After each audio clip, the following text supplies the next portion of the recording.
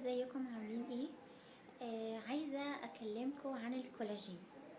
طيب، هو اولا في ناس فاكرة ان الكولاجين موجود في الجلد بس. لا، هو الكولاجين موجود في حاجات كتير. هو موجود في الجلد، موجود في الشعر، موجود في الضوافر، موجود في المفاصل. فهو الكولاجين موجود في حاجات كتير، موجود في العضلات. هو عبارة عن، يعني بيكون كأنه يعني صمغ كده او لزق. اللزق ده بيلزق الطبقات ببعضها.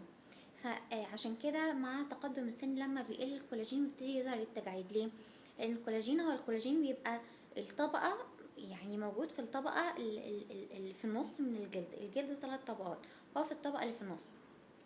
فلما بيبتدي يقل هو زي ما قلت لكم بيبقى عبارة عن لزق ماسك الطبقات في بعض. فلما بيقل بتبدأ الطبقة اللي فوقه تهبط. تمام. فبتدخل لجوه فبيحصل التجاعيد. طيب، في الحاجات دي بتدمر الكولاجين. تمام. فطبعا احنا هنقولها علشان ما تعملهاش، فبالتالي تحافظ على الكولاجين اللي في جلدك وفي جسمك. طيب، في حاجات تانية ممكن تحفز الكولاجين، ممكن تساعد ان الكولاجين بتاعي يبقى موجود او يتصنع بشكل افضل.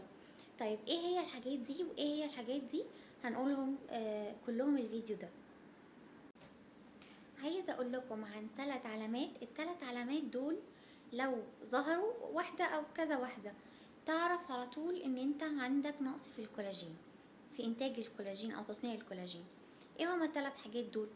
اول حاجة ان المفاصل، آه، في الم في المفاصل. يعني وانت بتتحرك الركبة بتوجعك، المفاصل عموما اللي في جسمك بتوجعك. طيب، الحاجة التانية انه العضلات بدأت تبقى ضعيفة، وبدأت الجلد يبقى فيه ترهلات والجسم مش مشدود. فدي برضو تعرف ان الكولاجين في جسمك ناقص.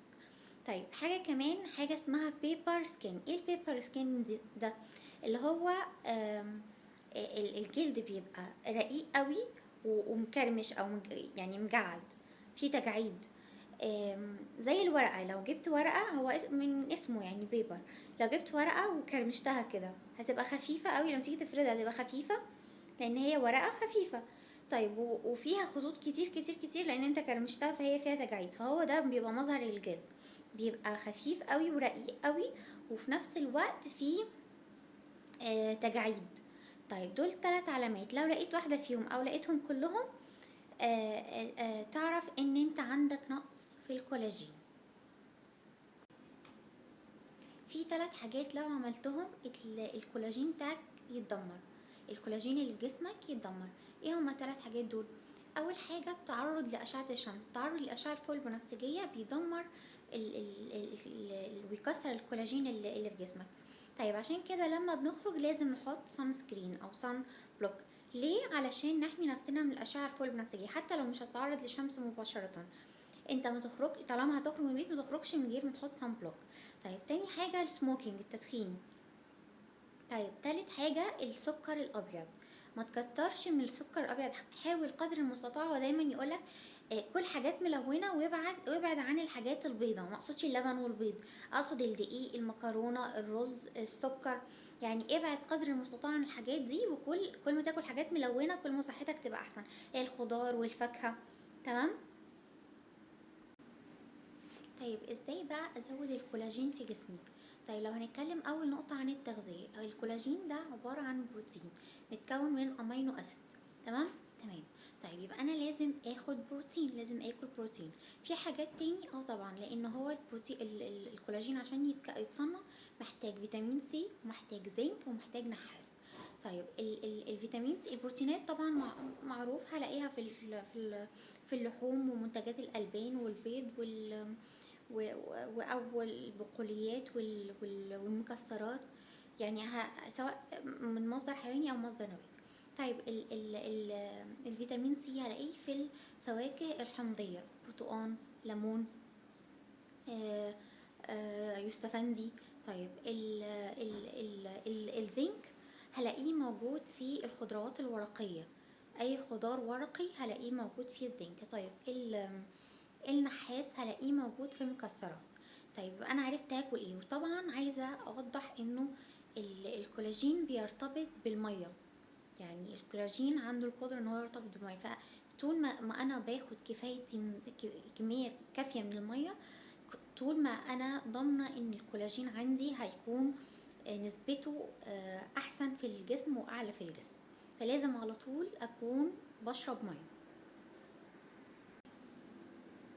طيب حاجة كمان، شوربة العظم. يعني اكتشفوا ان شوربة العظم فظيعة لتصنيع الكولاجين في الجسم. فيعني خليها عندك عادة انه بتشرب كل فترة شوربة عظم.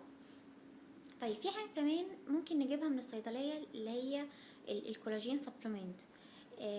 بتبقى عبارة عن بودرة. البودرة دي بن آه، آه، بنحطها في اي يعني سائل، اي عصير او ميه، وبتشربيها بتحسن مع الوقت الكولاجين اللي في جسمك. هي آمنة وملهاش أي سايد افكت. فده يعني خيار لو انتي عايزة تاخدي سبلمنت فيه كولاجين. طيب في حاجات تانية تحسن الكولاجين. في حاجات تانية زي ماسكات، زي كريمات. طبعا احنا قلنا لو هنتعرض للشمس لازم سان سكرين. تمام. طيب حاجة تانية، لازم كريم مرطب. على طول تستخدمي كريم مرطب صبح وبالليل. طيب في حاجة كمان، في كريمات للكولاجين. بدأت دلوقتي الشركات بتاعت الكوزماتيك بتنتج كريمات خاصة بالكولاجين. طيب هي بتعمل ايه الكريمات دي؟ الكريمات دي بتعمل حاجتين. الحاجة الأولانية، هي بيكون فيها أمينو أسيد صغيرة، يعني حجمها صغير قوي، فبتخترق الجلد. ولما بتخترق الجلد بقى في خلايا الجلد، بيبتدي استخدامها لتصنيع الكولاجين. حاجة تانية ان هي بتمنع خروج المية من جلدك. فبتحافظ دايما على انه يبقى في مية في جلدك، في جلدك دايما يبقى مرطب. طيب ده بالنسبة لكريمات الكولاجين. طيب في حاجات تانية، في ماسكات تانية ممكن تستخدميها، سواء طبيعية او سواء هتجيبيها من الصيدلية. الطبيعية مثلا عندك ماسك الماسكات اللي فيها ليمون، الماسكات اللي فيها عسل. آه، ايه تاني؟ قال كمان في حاجة، الماسكات اللي فيها الماسكات اللي فيها بياض بيض. طيب قالك حاجة كمان، انه المساج بتاع الجلد، بس المساج بلطف، يعني يعني السكراب الجامد في الجلد ده ممكن يعملك تجاعيد. لا، اقصد مساج بسيط كده، وانتي مثلا بتحطي الكريم تفضلي تعملي مساج لبشرتك دقيقة دقيقتين. ده بيساعد او بيحفز انتاج الكولاجين. فدي كل الحاجات اللي ممكن تعمليها عشان الكولاجين يتحسن في جسمك. بس